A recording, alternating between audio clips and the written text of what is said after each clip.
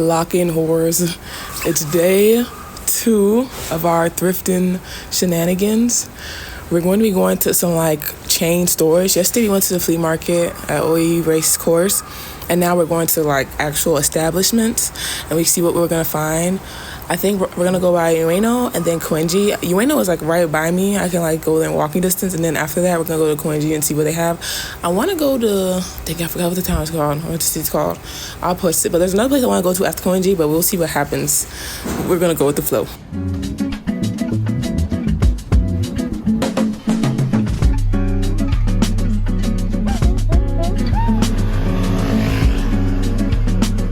Actually a good thing that I'm walking in this direction, because I've been thinking like, what am I gonna do about laundry? I was like, should I try to get a dry clean so I go to a laundry place? So it's good that I just found a place not too far from me that I can use if I need be. Today I really have to do laundry bad so I can start wearing those clothes. I just think like the use of like this tiling looking, I don't know if it's brick, or I don't know if it's like a specific way to do brick or if it's tile, but I love how they incorporate that into buildings, and I think that's one of those like unique features.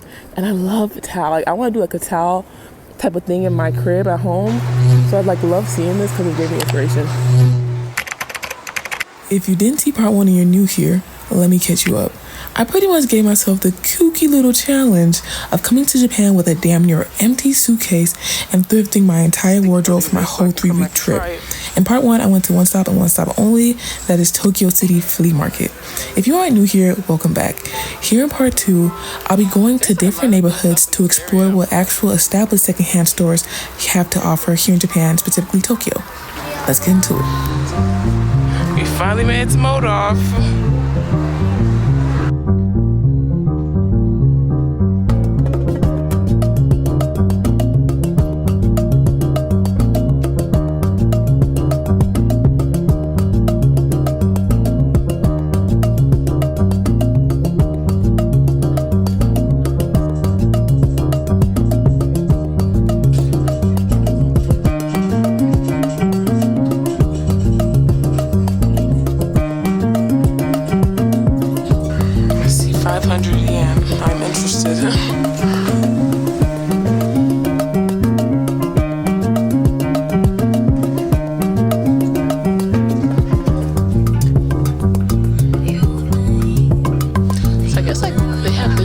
Like different prices, which is cool, and they kind of like split it up.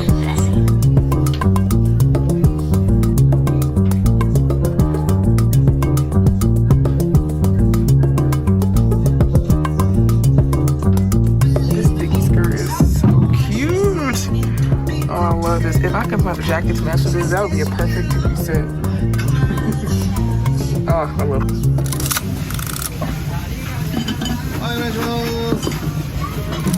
Now that I've eaten, I can finally function like a normal human being. Currently en route to Koenji.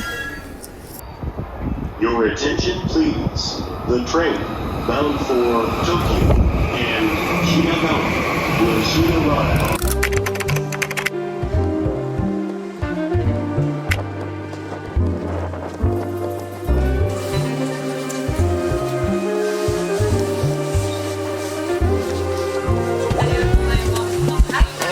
So far, I don't really care for the prices.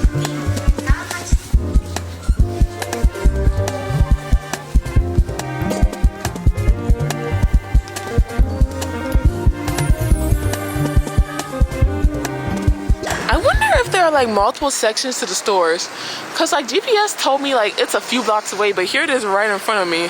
It's called Fact Style. So I wonder if there's another version of 2nd Street, because like I arrived at a 2nd Street before GPS said it was for me to stop. So I can't really record in here that much, but I just want to show you all this top. But if I can find a skirt to match this, we will be in business. I'm not really seeing that much in here that I like though. Like there's some stuff, and like I feel like Oi Race Course, I feel like it spoiled me with like prices and stuff like that, and like selection. I'm so spoiled. Now I'm going to these other stores, I'm like, But this is cute though. I'm gonna get this, and I think it's on sale. That's another thing too. Like they have like random sales in these stores. This store has like the lowest sale. Other stores have 50%. This one has like 30 or 20. I had a plan. I really did. I also want like a long coat if I can. Hopefully wool. Like the main texture or But I'm starting to realize that my experience versus my expectations of the type of clothes I thought I'd be able to find while thrifting and secondhand shopping in Japan don't really align. I feel like Oi Race Course really spoiled me as to the interesting quality of pieces I was able to find for such low prices. I kind of figured that's what the rest of my secondhand shopping would be like. But after going into a number of stores in different neighborhoods, I'm starting to realize that the experience is becoming very repetitious no matter the store in the neighborhood that I'm going into. But I feel like with that repetition, it's allowing my mind to veer away from just the shopping part of the experience, but also start to identify some interesting phenomena and trends when it comes to fashion culture, consumer behavior, and even some philosophical culture that is present in the country. Now, I'll start off with some of the things that I've been observing. When it comes to secondhand shopping in Japan, like I said, I thought it would be more so like that flea market vibe at Oi Race Course where you get such interesting things for good prices. But rather than that, I started to realize that a lot of stores were like consignment stores. So a consignment store is like you can kind of sell your clothes there and they will kind of take it and make a profit off of it or kind of sell for you. And this is different than, let's say, like your charity store, which is what I was kind of expecting in America. Like your charity stores in America, think of like your Goodwills, where people just donate their clothes and a bunch of things are on the rack for really cheap prices, no matter what they are. So like in a store in Japan, in a secondhand store in Japan, you aren't really gonna find like your lottery ticket kind of finds that you can find in a charity shop. Like for example, I just saw a video about somebody who was shopping in Chicago and they found a wedding dress. I think it was a very wearing wedding dress from Sex and the City for $19. That is not something that you're really gonna find in a Japan secondhand store. I feel like when it comes to deals, the best kind of deals you'll find are in their franchise secondhand stores. So like the place I visited before, Modoff, let's see, your Trayfax Styles, your Second Street, the pricing is, it is a franchise and you can't find interesting things there. But like I said, you're not gonna really ever find like super rare things for a reasonable price. Like you will find some rare interesting things, but it will come with a price tag regardless if it's secondhand. And I feel like even certain clothes that the quality to me weren't that great, we're going for higher prices, and I'll explain why in a little bit further out.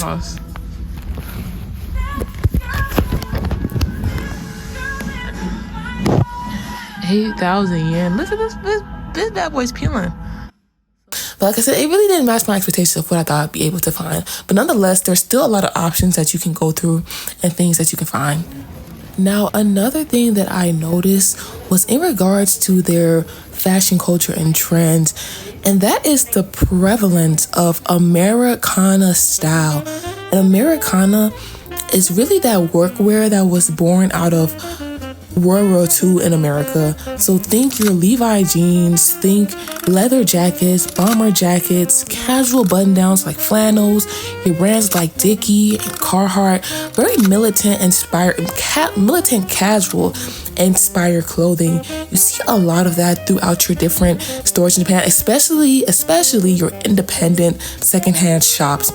And I feel like that kind of led into a bit of what I was talking about earlier, how some pieces may not really look that good quality-wise, but they would be more expensive. And that is because they were like Americana style clothing, which held more value in Japan than it would in the US. So like, let's say a pair of Levi's, do not thrift a pair of Levi's in a Japan thrift store because you can do better off going to your Goodwill. Like I found some really good jeans in Goodwill, Levi jeans for like what, $5? You're really not gonna find that in your Japan thrift store because, like I said, it holds more weight in Japan. So be mindful of like certain things like that. But with that being said, I think Japan does Americana in an interesting way because they've had time to really observe and analyze things. Japan is really good for doing that, where they analyze certain things and certain cultures and will take it like a little bit step further and play around with it more, especially because of how a bit slower their fashion cycles are in the country. They can really take time and understand the craftsmanship of something to make it a bit interesting.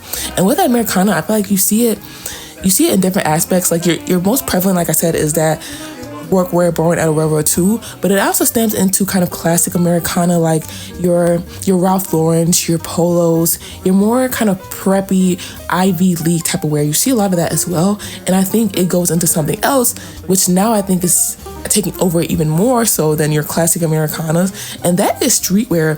I feel like observing this made me realize how streetwear is low-key becoming the new Americana. And streetwear, I think, is interesting because streetwear encompasses so much, but I feel like your streetwear came into play when you think about how hip-hop culture started to expand in the 80s and 90s, and now it's really just booming across multiple cities. Even when I was in like Korea and like China, things like that, you see like such a prevalence of streetwear, which I think is really interesting to me, and it really shows how fast culture can spread, how fast Black culture can spread. And I wish people's appreciation for the culture expanded to their appreciation for the people, but that's a conversation for a different day. But the next interesting thing that I'm noticing is how some of the countries' philosophical ideologies seep into some of their consumer behavior. Because as I'm going into all these secondhand stores, I'm thinking to myself like, dang, why is there such a prevalence of like used clothing and used item stores? Not even just the city of Tokyo, but like throughout the country. Why are there so many used clothing stores like that? And that's when I stumbled across a philosophy, and that is the philosophy of Mottainai. Mottainai translates to what a waste, or don't be wasteful. And what the philosophy essentially entails is having this show of respect, appreciation, and value for our resources and our items, so much so that's like, what a waste to kind of just get rid of them, what a waste to kind of throw them away. Because in a sense, a lot of our items, they create, or not create, but they grow their own sense of spirit as they reside with us and as we go through life with these items. So it would be such a shame and such a waste to get rid of them. And it applies to not just clothes, but it applies to food. So the act of pickling food so you can reserve them for longer. Things like kintsugi, which is a form of repairing broken ceramics in a way that even with their distress of being broken down, that they're still valuable. And then of course it kind of goes into a more sustainable consumer behavior of secondhand shopping. And bang, bang, bang, there being this prevalence of so many secondhand stores throughout Japan. And I thought this was really interesting to notice. And I also thought that it's really interesting because I think a lot of ethnic cultures have their own sense of mottainai. And many wonder, what do other cultures call it in their culture and their language? What do they call mottainai and that appreciation for their items? Because even in certain Black households, like think about keeping your a bunch of plastic bags to use when you need to throw away a little garbage, or think about like your African household, or even your Hispanic household, where you keep the butter bucket to use as another form of Tupperware. So I thought that was really interesting, and I would love to know if you know in your country, in your language, what do you call mottainai? But funnily enough, I think even with this push for sustainability in fashion and clothing consumerism, I think the fact that there's so many secondhand shops also plays into some of the high consumerism that is in the country, hence there being a Don Quixote open at 2 a.m. in the morning. Ask me how I know. But alas, even if my experience thrifting in Japan didn't 100% meet my expectations, I still found a lot of cool pieces for really good prices, and I have successfully built a wardrobe for my entire 3-week trip. Round of applause, ladies and gentlemen. Let's get into the haul.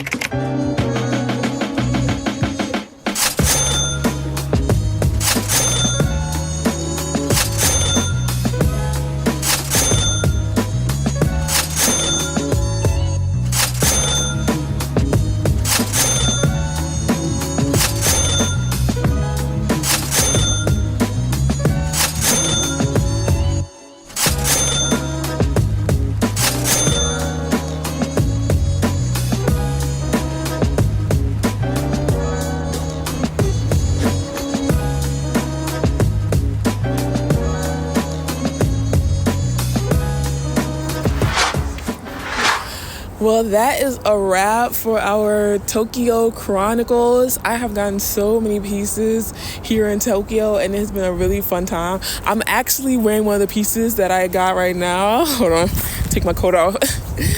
Show y'all the fit. Funnily enough, in Japan, it's wintertime, but the weather is so nice to me. I'm from Chicago, and usually it's super cold. I think it was like 3 degrees in Chicago, like a while back. But I'm so happy with everything I found here in Japan. And funnily enough, this is actually the end of my trip, so I've been wearing everything that I've gotten this whole time. I've had a really great time looking at all the pieces. I took a few L's, though. There's like 3 things that I really wanted that I did not get, actually 4 maybe. So that is some baggy jeans. I really wanted me a cool pair of baggy jeans, didn't get those. Funnily enough, even though I saw everybody named Mamas with a cool pair of baggy jeans, but I guess it wasn't meant for me. I also really wanted an Issei Miyake piece, and I wanted a really cute denim skirt to like go with the denim tops I got to kind of make them a set, but I wasn't able to get those. Or I also wanted me a nice bag, like an over-the-shoulder bag, but I couldn't get those. But without further ado, regardless, I got some really cool pieces. Thank you all so much for watching. I hope this can be helpful if you want to thrift in Japan, or even if you want to thrift somewhere else, just good technique wise and like good things to look out for. Look out for flea markets, then look out for like local kind of thrift shops and brands if you can. But that's it for me. Catch you next time. Let me put my coat back on. It's cold, but catch you next time. Thank you for watching. Bye. It's the big day. Laundry day. I'm lugging my big old suitcase. It's empty. Yay.